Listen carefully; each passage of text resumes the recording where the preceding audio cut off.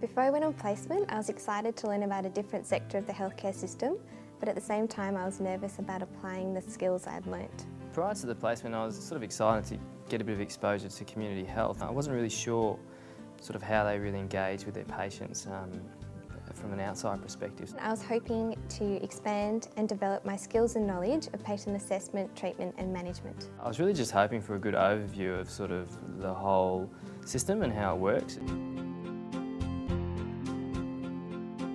To prepare for my placement, I contacted my supervisors and asked about patient topics that would be useful to revise. I also completed a learning needs form which I handed in on the first day, which detailed my learning style and preferences for feedback, as well as my strengths and the areas I would like to improve with regard to my skills and knowledge. Prior to my placement, I was fortunate enough to know a little bit about the kind of area that I'd be working in and the patients I'd be working in, so I made sure that I was up to date with the most current practice guidelines.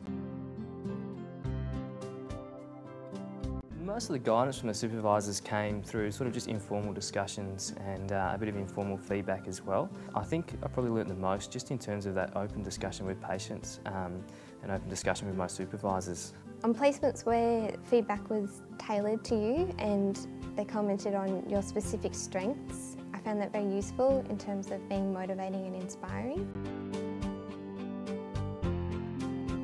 I would advise students prior to placement to have an open mind and a positive attitude and view the time that you have at the clinic as an experience to learn from supervisors and the culture of the practice. So any students going on community placement, the best advice I'd say is try and view every situation and every patient through a really wide lens, because there's often a lot of things going on in the background that we don't take notice of. So whether they're financial, social, therapeutic or political, I think that they really play an important role and influence community health right from the patient through to the managers and policy makers. So once you can step back and sort of take it all in, I feel like you can get a bit of understanding of why things are rather than just what they are, and plan much more effective interventions. I'd advise supervisors to tailor their approach to the student with regard to their preferences for feedback, their learning style, and address areas of both strength and areas of improvement. Yes, I really enjoyed myself.